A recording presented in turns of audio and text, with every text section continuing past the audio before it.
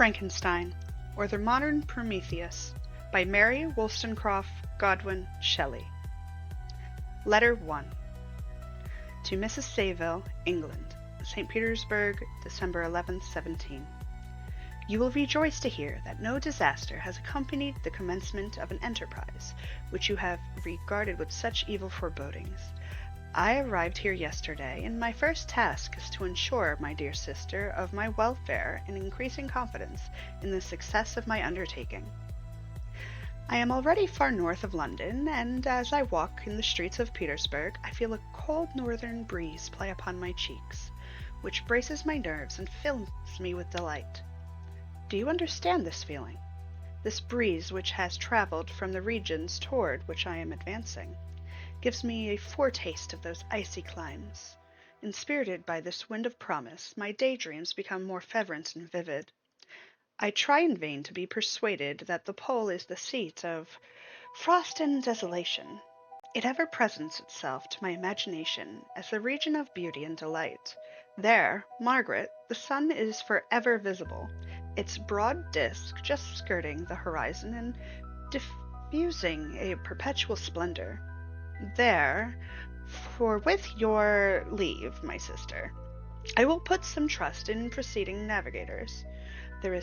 Their snow and frost are banished, and sailing over a calm sea, we may be wafted to a land surpassing in wonders and in beauty every region hitherto discovered on the habitable globe. Its productions and features may be without example, as the phenomena of the heavenly bodies undoubtedly are in those undiscovered solitudes.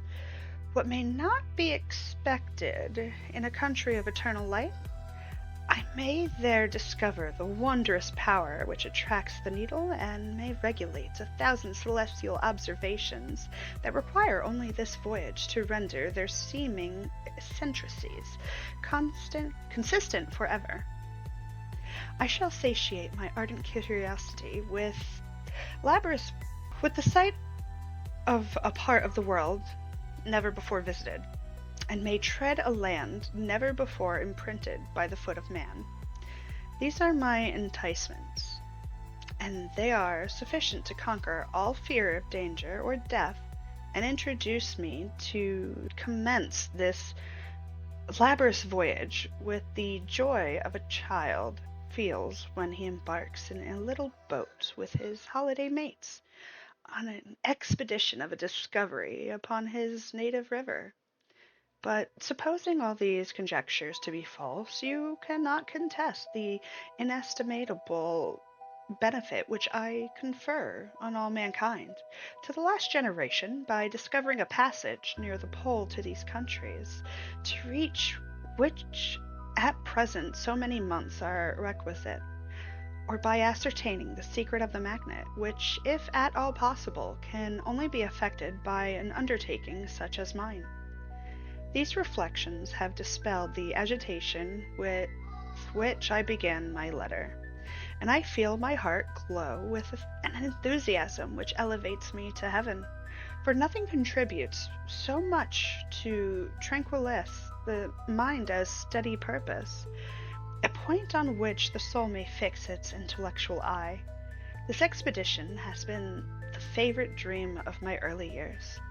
I have read with ardor the accounts of the various voyages which have been made in the prospect of arriving at the North Pacific Ocean through the seas which surround the pole.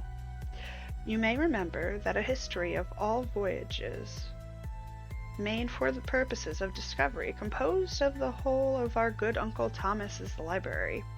My education was neglected, yet I was passionately fond of reading. These volumes were my study day and night, and my familiarity with them increased with that regret which I had felt as a child on learning that my father's dying injunction had forbidden my uncle to allow me to embark in a seafaring life. These visions faded when I pursued for the first time those poets whose effusions entranced my soul and lifted it to heaven. I also became a poet for 1 year, lived in a paradise of my own creation. I imagine that I also might obtain a niche in the temple where the names of Homer and Shakespeare are consecrated. You are well acquainted with my failure, of how heavily I bore the disappointment. But just at that time I inherited the fortune of my cousin, and my thoughts were turned into the channel of their earlier bent. 6 years have passed since I resolved on my present undertaking. I can, even now, remember the hour from which I dedicated myself to this great enterprise. I commenced by injuring my body to hardship. I accompanied the whale fishers on several expeditions to the North Sea. I voluntarily endured cold, famine, thirst, and want of sleep. I often worked harder than the common sailors during the day, and devoted my nights to the study of mathematics, the theory of medicine, and those branches of physical science from which a naval adventurer might derive the greatest practical advantage.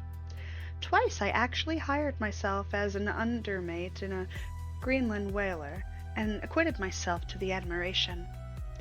I must own I felt a little proud when my captain offered me the second dignity in the vessel, and entreated me to remain with the greatest earnestness. So valuable did he consider my services.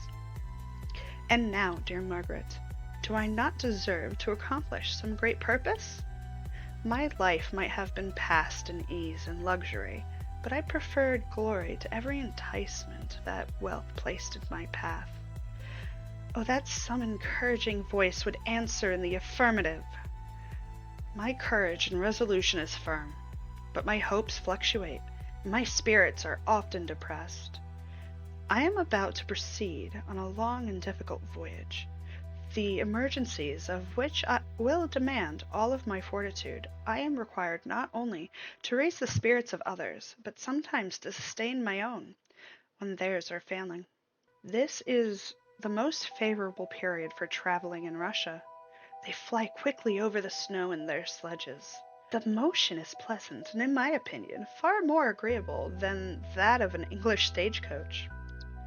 The cold is not excessive if you are wrapped in furs, a dress which I have already adopted, for there is a great difference between walking the deck and remaining seated motionless for hours, when no exercise prevents the blood from actually freezing in your veins.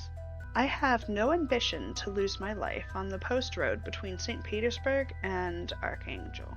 I shall depart for the latter town in a fortnight or 3 weeks, and my intention is to hire a ship there, which can easily be done by paying the insurance for the owner, and engage in as many sailors as I can think necessary among those who are accustomed to the whale fishing.